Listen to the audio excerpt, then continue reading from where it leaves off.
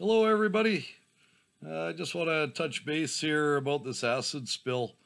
If we all want to get together and plan something by way of protest or whatever over what's going on, we got to do something here to get these companies standing up in front of us, telling us what's been going on.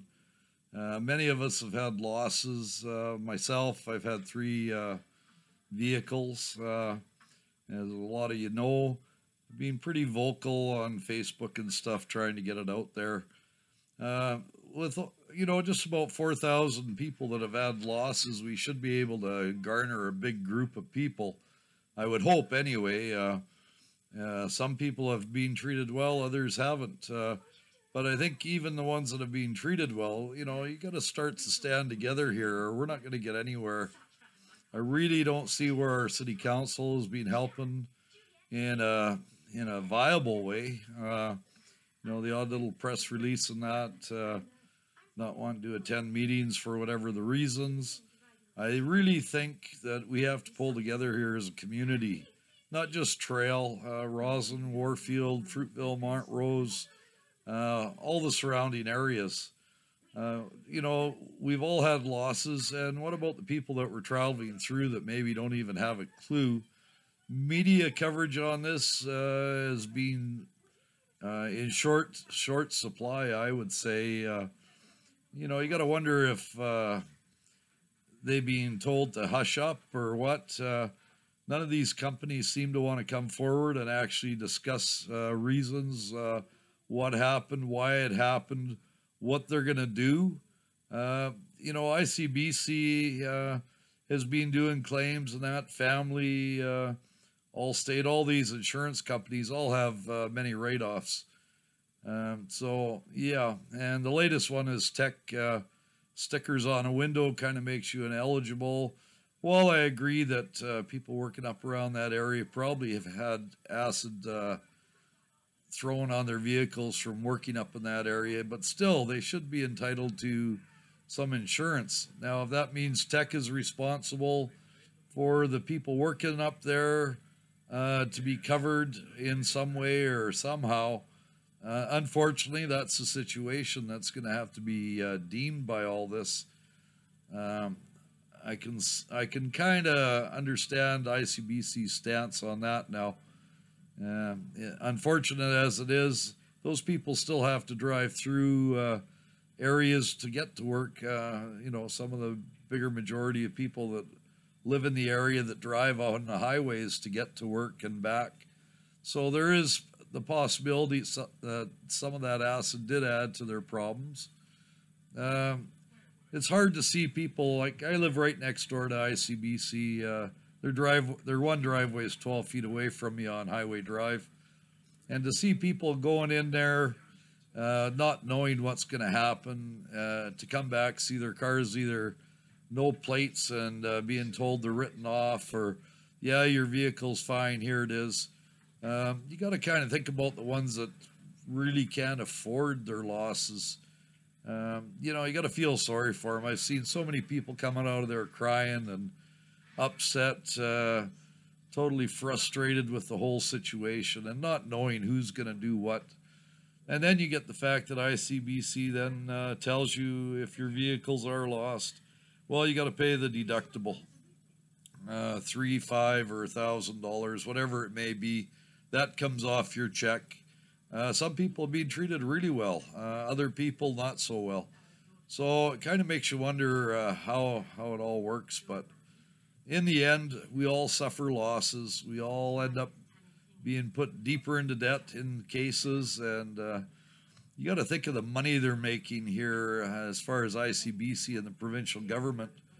Uh, just take the average. Let's throw numbers out there. Say 4,000 cars being written off by ICBC.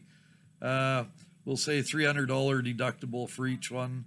So ICBC's now pulled in 1.23 million on just deductibles. Yeah, it's going to cost a lot more, I realize, but they should be able to reclaim the money.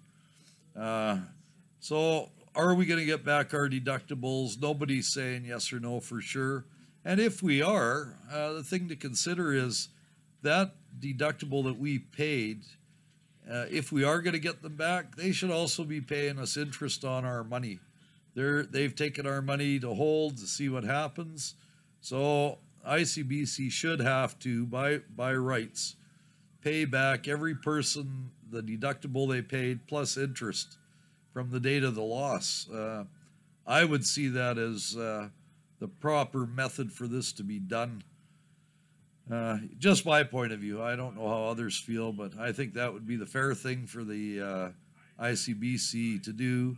And then now you look at the government side of things. Say 4,000 people have had to go out and buy new cars, used cars, whatever. If they're a used car, now you're paying taxes again. For example, on say a $10,000 car, you got $1,200 worth of insurance or provincial taxes to pay on a used car, maybe on its second, third, fourth time around. They keep collecting taxes on the sale of every used car each and every time it's sold. So the amount of money, if you look at that over a 10-year span, they're making big money on used cars. And as well as new vehicles, you know, the amount of money people pay times the 12%. If it's over a certain amount of money, then you pay an additional 10% for luxury taxes, air conditioning tax, so much per tire, so much per battery. It's all calculated in, so the amount of taxes you pay on a vehicle, the provincial government's just raking it in, and they're not in any hurry to really help us either because of the amount of money they're bringing in. As I say, we'll again use, you know, let's take a rough number of $30,000 that people have spent on a new car. I know that's really low in some cases, but you know, you think of that at 12% on those cars, then you get the people that buy $70,000 trucks to replace what they had. So now you're looking at 10% luxury tax on top, $5 a tire, $5 per battery. It doesn't take long to add up. The provincial government's raking in cash, and they're not going to be in any hurry to stop what's going on either, or try and help us get some sort of fair treatment. They're loving this. You know, they keep saying they've done this, they've done that. Where are these reports? You know, have we seen any EPA reports? Have we seen any inspection reports? You know, yes, they say they have done inspections. Well, if you stop and think about it, anytime they're doing work on the bridge in Trail there, usually they shut down 2 lanes that they're working on, and then we go to the other side of the bridge and we do alternating traffic. I, to this point, myself, have not seen anybody on the bridge, barricaded bridges with anybody inspecting, and I'm out all times of day and night being retired, so I can get out a lot. And I go downtown a fair amount every day, probably 2, 3, maybe sometimes even 4 times a day. That's one of the privileges, I guess, of being retired. You get to run around and do things. I've talked to a lot of other people. Nobody seems to have seen any inspections going on. I'm talking people that work through the night and that in security jobs, etc., in town, and nobody's really seen anybody inspecting these bridges, even though they say they have. You know, that's a big one. Like if something happens to that bridge, God forbid, you know, like it is an engineered structure, so one side of that bridge is damaged and decides to fail. How safe is the other side with it being engineered to work as a whole structure? Just a few things I think about. Then again, as I say, I look at these people that are really in a jam. They can't afford to replace their car. Single mothers with kids, having to get them to school and everything. Now all of a sudden they got no vehicles. They don't have help to do stuff. So that's kind of gut-wrenching to think the least. And those of us that can't afford stuff, and, you know, yeah, why do we worry about other people? Well, I don't know. Maybe it's just me, but I feel that, you know, people need to be looked at and helped out where they can be. I know it's hard to say. Everybody figures, oh yeah, well, they're on welfare, so what? some of those people have a reason for it. Others, as we know, just abuse the system. But I still think humanly, we have to look at all the cases, and you got to feel for these people. I know myself, I've replaced two of my vehicles, and just the money I put out for replacing those vehicles, all the taxes and everything. Being on a small pension, it's no screaming heck. And I'm still looking for one more vehicle, so I'm probably looking at yet another $30,000. And not that I'm bitching. I mean, if I want to replace it, yeah, that's my prerogative. And if I want it, I got to pay for it. And I know it. Nobody should have to do it for me. But again, these companies should be making up the losses. It's fine for ICBC to say your truck is worth this, your car is worth that. But there again, that truck may have been, in my case, my truck was relatively low mileage, relatively good shape. I try to keep it the best I can. I probably didn't need another truck. If I'd kept going the way I am using it, that I probably could have stuck by another 10 years without buying another new truck. I lost my motorcycle. That was kind of my pride and joy in retirement. So that one kind of hit home more than anything. And the car, I'd bought it and found out it was damaged when I bought it, so I had to get the money back and then go find another one, which is a headache. Quite honestly, I decided I'm not going to buy anything in this area, whether it be new or used. I went to Vancouver. I'm not ashamed to say it. Went to Vancouver to buy my car. My motorcycle I bought off a good friend that isn't able to ride anymore, so I know I got a clean bike there, so I did buy that locally. It helps him out, and at least I know the bike. I've done some work on it for him and that, so I know the bike is in good shape, and I know the bike wasn't out during all this. So things like that, I mean, when you start adding up what you've lost and what you were kind of put out a place on, like some people didn't have to replace vehicles, but now they have to. So some people got money back and were lucky enough to get enough to replace their vehicle without putting any money out or very little. Other people, they got paid out and they still had loans on those vehicles they had already. One person I know in particular still had 12,000 owing on a vehicle. It was past the replacement date. So with that vehicle being taken away, they were stuck with 12,000 of a loan still remaining, and then they had to turn around and buy another new car. So they're throwing another $40,000 in debt with what they thought was only going to be another year to 2 years of having to work. Now they're saying, well, I probably got to work another 5 years now to pay everything off and be to where we were. It's very unfair to people. And as I say, it just seems like nobody's really pushing too much. Media coverage, as I say, has been very weak.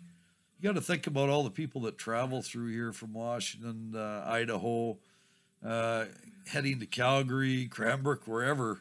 The people that travel through here, the amount of truck traffic we get through town, you got to wonder if those people are aware. There's still people in Trail that are actually just hearing about this, as hard as that is to believe.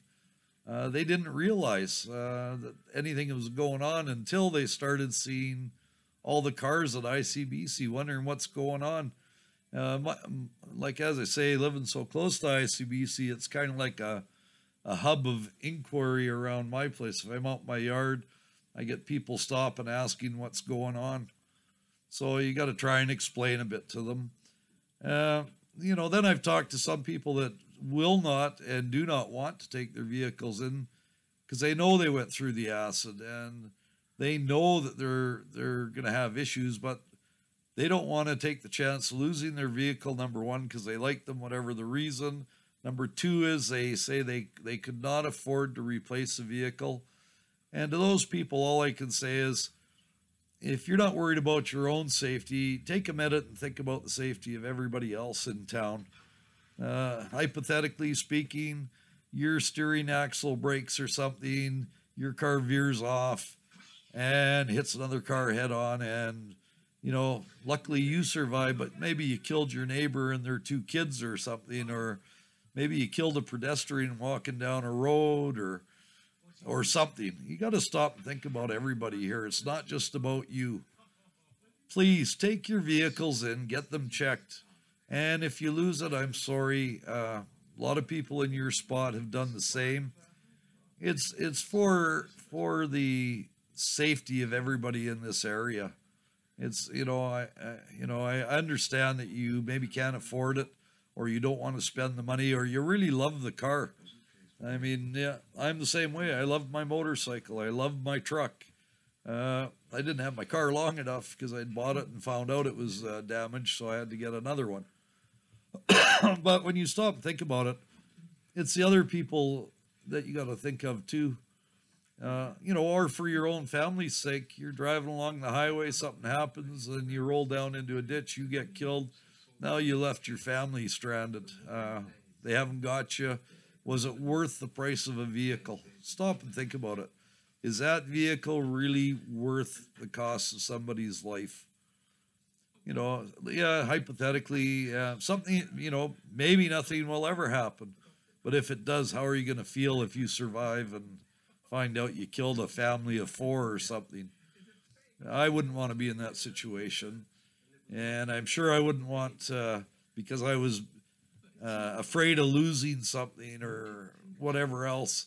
I would hate to have the RCMP walk up to one of my kids' doors and say to my daughter or son, well, your dad was in a car accident because something happened to his vehicle, and then later on they find out it was because of acid had attacked my car and caused an issue which caused an accident. Just not scenarios I want anybody to have to live with. It's to me, it's not a thing that any of us should sit back and sit on our laurels and say, "Oh, it can't happen to me." It can, and if it does, man, if you're not around to take the heat on it, your family will be. Think about that. Do you want your family to have to live with something because you were too afraid or too lazy or too whatever to take that time and get your vehicle checked to make sure? I would much rather lose something that way than to see any of my friends or family hurt through somebody's stupidity of not doing it. I hope that we can find some stuff to happen here. Like, it'd be nice to see Westcan Company step up to the plate. IRM Tech, even the city of Trail, get up there and get some stuff happening here. There's so many of us waiting to find out what, when, how, what they're going to do. Are we going to be recompensated properly? We're talking millions of dollars here. Yes, the company made a mistake. I will say, really, I don't blame Tech. They sold the product. International Raw Materials bought the product. He hired somebody to, or contracted with Westcan to move the product. The spill happened while Westcan was moving that product. So ultimately, in my eyes, I feel that Westcan is fully responsible for the spills, whether they didn't do checks or whether there's safety logs or something. We've got to find out the answers. Like, whose fault was this really? I hate to blame any one person or anything. I'm sure they feel bad knowing what's happened now. I would definitely have hate to be the driver of that particular truck, knowing and seeing what's been going on. Chances are the company kind of blamed the driver. Okay. Do the companies have check logs of what they've done on those vehicles? And then you look at that company as well. They've been running Alberta plates here in BC for how many years? Our laws in BC state if you're moving in from out of province, I believe it's 3 or 6 months that you get to that you have to change your insurance and your plates and your BC and your driver's licenses over to the BC uh, government. So all these years that West Can's been running here, Trimac, all the trucking companies that are run on Alberta insurance, whether or not your home office is in Alberta, immaterial. These trucks are always running in BC. I feel they should have to carry BC insurances and follow the same rules that we do here in BC. You're operating in this province. You should be insured and you should be following the rules of the province. I know it's a big hit for them as well, and I can understand. The gentleman from IRM was actually in Trail. I sat and had a coffee with them back ways ago, and very nice gentleman. He seemed to show concern and everything, and he stated that they were checking into things to see what could be done, and he wants to make sure people are looked after. I did send him another email the other day. I haven't got any word back from him yet, as I was trying to get information on what the so-called stakeholder meeting that they were going to have was, but my understanding is everything was canceled, so I haven't heard back from him. I've talked to the MLA through emails and that and got some stuff. Not thoroughly convinced at anything they've said. It would be nice to see some reports of all this inspection and everything was done and the environmental protection stuff was done. But I really don't, because I can't see it, I'll be honest, I don't believe a lot of what was said. The actual parent company that owns WestCan from Ohio, I did have a phone conversation with that gentleman as well. And I can't say a lot came out of that. He was more interested in talking about hockey and stuff that he's been involved in and, asking me about hockey and stuff. So I kind of got to stop and wonder, like, how does this guy know about any hockey stuff I did, like the coaching minor hockey and being involved with Vancouver Super Series and a couple other hockey things. I find it interesting that this fellow from Ohio, who I don't know personally, would have some of that information on me. Kind of makes you wonder, like, maybe you're getting checked out a bit, which I guess, in all fairness, you want to know about people you're dealing with, but don't treat me like an enemy when I'm just trying to find out information for myself and the people involved here. I'm more than willing, if people want the addresses, email addresses to the president of IRM, International Raw Materials, and or the COO of the company which owns WestCan from Ohio. I'm more than willing to give those names and emails out, and phone numbers I believe I've got as well. Whether or not legally I could be in trouble for doing that, I don't know. I guess fly by the seat of my pants and say I'm not really too worried about it. Going to take me to court because I gave out a name and an email and stuff. Well, in these days and ages, if you really look, you can get that information easily anyway. But the big thing is, we've been talking about doing protests regarding this. The way I'm looking at it is, if we got close to 4,000 people with losses, I would surely hope anybody that had a loss, even if you feel you were kind of looked after properly, we all got to support one another in this to make it happen properly. If 100 or 200 people show up, when you've got over 4,000 people troubled by all this, it's not showing a lot of concern or care. Everybody knows somebody that was involved. Friends, families, parents, brothers, sisters, sons, daughters. Everybody should be behind doing something. It's going to take one day, maybe 1 hour. We can send out notices if we're going to do this to Global TV, CBC, KXLY, Spokane, all these different outfits that we should hope would take an interest if we do something like this. They're not going to do it for one or two people. We got to be able to get a hold of them and say, look, we've got 3,000 people signed up to do this. And then they're gonna show some interest. If we say, well, you know, we got 50 to 100 people who we plan on showing up, they're not going to be interested, and you're not going to. And these companies are just going to laugh at it, knowing how many people are involved. If a few show up, those companies are just going to keep doing what they are. If every person that had a loss and their family members showed up, that'll open their eyes. They'll know people are ready to go and do the battle. As far as there's been talk of doing class action lawsuits and that, I looked into it a bit. Other people have. For myself, for what's involved for me, I really don't think a class action lawsuit would work for me. With reading some of the different class action suits and what happens, I would be a little bit more leery of going class action with the amount of money involved for me and my losses. A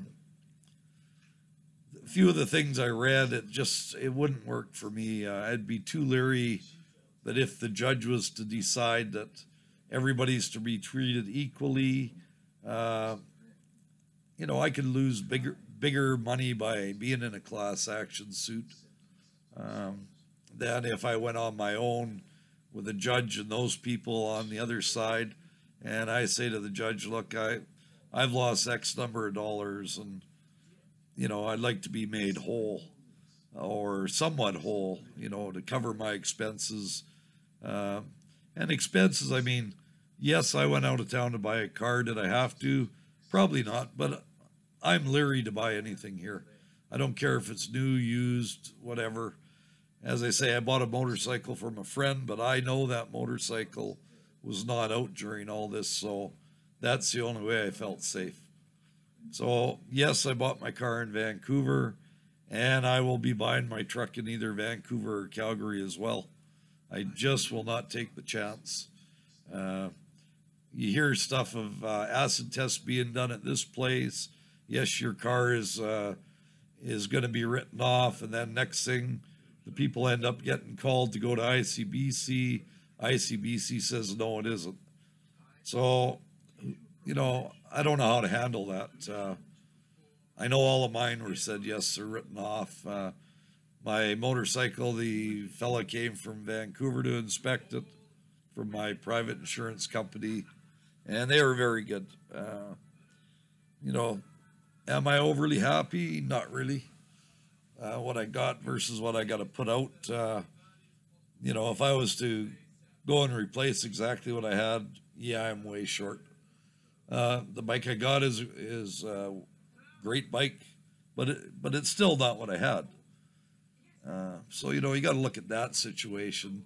Are you getting made whole? Yes and no. You know, I don't know what else to say. When I found the replacement car, yeah, I got a great deal on that car. It was better than the original car I bought for less money. One owner, low mileage, almost showroom condition. So yeah, I'm really happy with that deal. But again, I had to put out the money for the taxes and the cost to go down there and the cost to come back. So there is extra costs involved. Yes, doing it that way, it is an extra cost, but it's something I felt I had to do. I couldn't be satisfied with taking the chance of anything from here. So that's just a few of the little things I've got to say. But again, if people are interested in doing this, a protest, you know, if we are going to do it, we don't want it to be radical by any means. We want to just be there to prove our point. Get the backing of people from all over the place. You know, it won't just be City of Trail. People from everywhere will see it if we get the proper media coverage. People traveling through might be made aware. I know a couple of people that traveled through from Calgary that day had no idea this was going on because they hadn't seen the little global clip, and they didn't see it on CBC, the little bit that was there. And, you know, they took their vehicle in, the one person, and yes, they had acid damage. So they're quite happy that I did actually mention it to them. So, you know, stuff like that, you gotta stop and think about. Like, people from out of town don't know, and even some people in trail are still going, what? When did this happen? Well, I noticed my brakes are funny, but I didn't think anything of it. So, you know, it's stuff like that to kind of makes you look around and say, holy crap, like, as big as this is, there's still people out there that don't know. You know, maybe they've been away when the little bit of news that was there.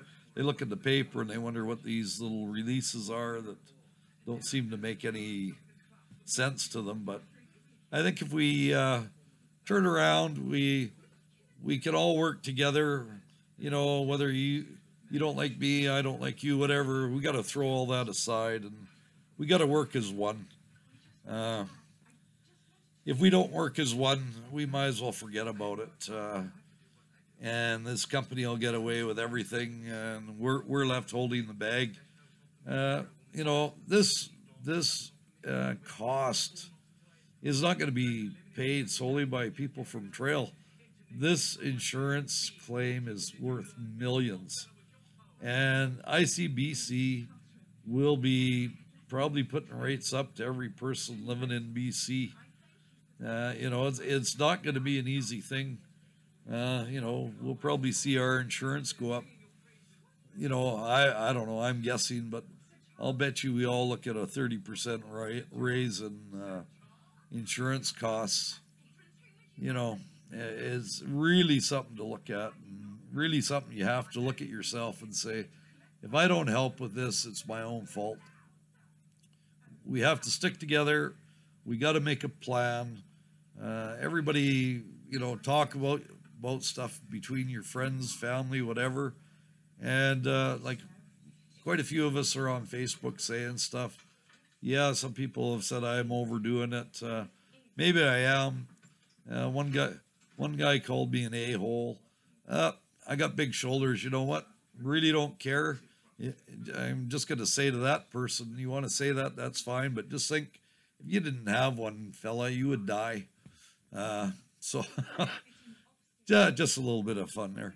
But yeah, no, as I say, hopefully people band together, think about all this, and let's get something done. We have to do this for ourselves, for our families, for our neighbor, for people we don't even know.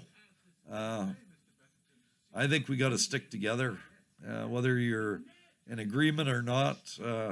Even if your car went through the acid test and you passed, you know, that's great for you. But think about your neighbor, think about your friends that didn't. They need your support. Everybody needs to support everybody in this. This is a community disaster. This isn't just oh well, you know, it's small potatoes. It's not small potatoes. If you were living where I am and seen the number of cars pulled in and out of here every day, and watch people coming out fuming mad because they didn't get anywhere near what they thought they should, people losing stuff that cannot afford to replace it, single mothers dragging 3 or 4 kids down because they haven't got a vehicle. Just wrong in so many ways. The treatment is horrible. These companies should be standing up, doing the right thing. They're going to fight. We all know they're going to fight and try to get away with as little as possible. And as I say, it's just not right. Myself, I'm frustrated with it. You know, the amount of emails and texts and everything I get on this, people asking what to do. I'm no pro in this, but I mean, I can only give information that I can figure out on my own, or something that happened to me or something that happened to somebody that has told me their story. Um, you know, you kind of pick up the pieces and try to make the best of it for yourself, number one, and to help those that you can. Um, really hope that people of Trail and area will band together and let's make this thing known. Like this isn't just a trail and area concern. There, as I say, the people travel through here. You know, it's for everybody's benefit. I don't know where people we're all from. I do know that I see Washington, Idaho, Oregon plates, lots of Alberta plates going through our town all the time, and I think we got to stand up for everybody. And I'm sure there's even people in Alberta that are close by, and I know a few people that I personally know over in Alberta that have said if we're going to do something, to let them know, and if they've got time, they'll even come out and help support just for the numbers. I really think we it's mandatory that we all band together and try to do something for everybody's sake. Uh, I hope that people will come out and support it. I don't care how old you are. If you need a ride, we'll try and arrange it. I'm sure there's enough people who come and pick up people to get them here, whether they've lost their car or whether they just don't feel like driving or whatever. If you need a ride, I'm sure we can make sure you'll be here. Uh, really hope that we'll get a good support in this. Once we know if we've got support, then we can plan to go ahead with something. If the support isn't showing or the interest isn't showing, it's going to be hard to do anything. As I say, it's if we're only going to get say 50 people out of 4,000 some odd vehicles that have been lost, that tells me if there's that many vehicles, there should be at least that many people. Vehicles didn't just drive in by themselves. So somebody had to bring them here. Somebody had a loss. Somebody got a low payment back on them. Somebody has an issue somewhere along the line with this. If your vehicle was there, uh, basically, you should be involved. Okay, I'm not going to say much more. Hopefully, a few people see this, pass it around, share it, and let's hope that we get a good influx of people. As I say, we can't do it with minor numbers. We need major numbers. And the ideal thing to see would be, quite honestly, in my eyes, for every person that lost something, there should be one member of that family there. And if the numbers are up around 4,100, then we should be marching across that bridge 4,100 strong.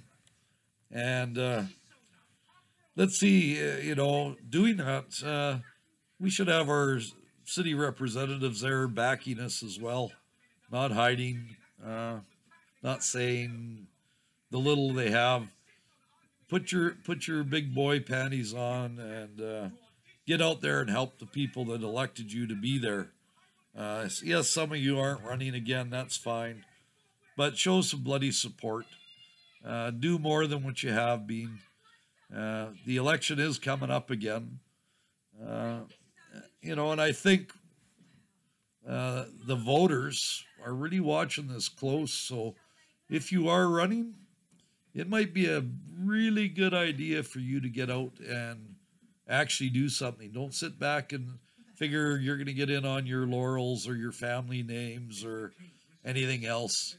Now is the time to get out there and do something for the citizens you're supposed to be representing.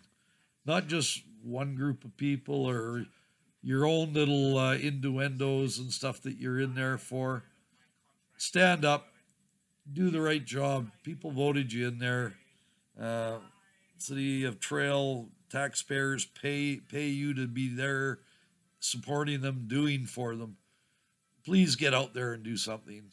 At least open your voice on it. Maybe as a council, you've all said, "Oh no, we can't say much." We don't want to upset Tech or whoever.